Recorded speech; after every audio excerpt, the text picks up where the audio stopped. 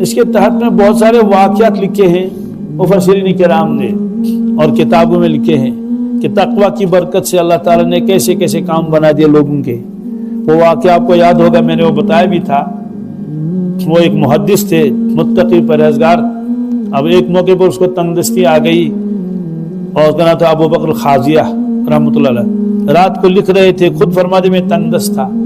دیر گزری تھی تو وہ اس کے مکان کے اندر جس کمرے میں وہ تھا تو ایک چوہا نکلا اور وہ گھومنے لگا، اور اس کے بعد تھوڑی دیر کے بعد دوسرا نکلا اور وہ کھیل رہے ہیں، گھوم رہے. حضرت لکھ رہے ہیں، چراغ سامنے رکھا ہوا ہے، اس زمانے میں لکھتے تھے اور اپنا مطالعہ کر رہے ہیں. بہت دیر ہو گئی تو بڑا چوہا ہے وہ گھومتے گھومتے بالکل قریب آ گیا.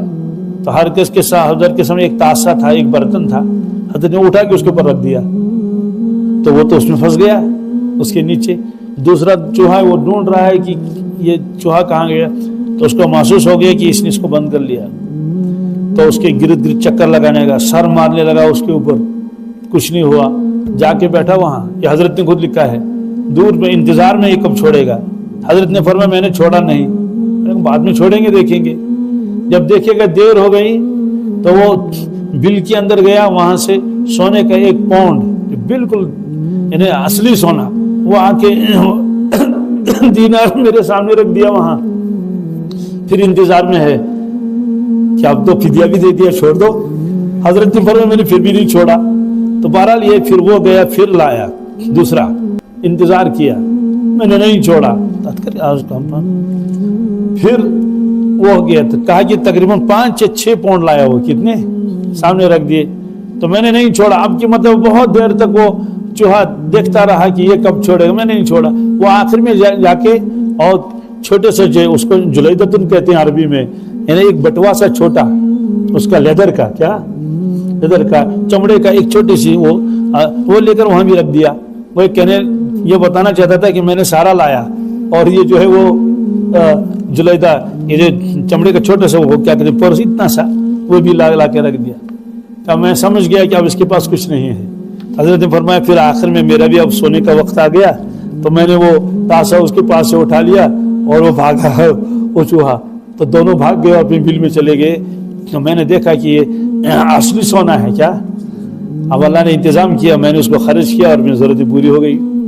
اب جب مسئلہ آئے گا وہ اس کے لیے حلال تھا یا حرام. ایک تو ہے کہ راستے میں کسی کو پیسے ملیں گے، سونا ملے گا، وہ تو لقطہ ہے، اس کے لیے تو اعلان کرنا پڑے گا. یہ تو راستے میں ملا ہی نہیں، یہ تو اس کے اپنے گھر میں ہے.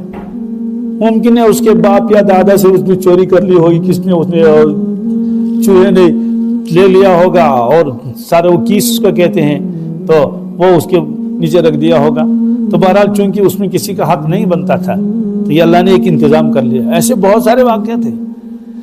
ایک صحابی نے خود عرض کیا یا رسول اللہ، میں جنگل میں بیٹھا ہوا تھا، اپنی بشری ضرورت پورا کر رہا تھا استنجا، تو ایک جنگل کا جانور نکلا اور میرے سامنے ایک پاؤنڈ رکھ دیا، چلا گیا بل میں. اس طرح کرتے کرتے شاید 20 سے کتنے پاؤنڈ وہ لایا تھا وہاں سے.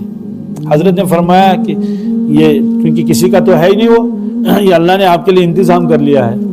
تو بہرحال جو آدمی متقی پرہیزگار ہوتا ہے اللہ تبارک تعالیٰ اس کے لیے کچھ نہ کچھ انتظامات کرتے رہتے ہیں، چونکہ وعدہ ہے وَمَن يَتَّقِ اللَّهَ يَجْعَل لَّهُ مَخْرَجًا. ایک تو مخرج نکلنے کی جگہ مشکلات میں، وَيَرْزُقْهُ مِنْ حَيْثُ لَا يَحْتَسِبُ، اس کو رزق دے گا ایسے راستوں سے جو اس کے وہم و گمان میں بھی نہ ہو.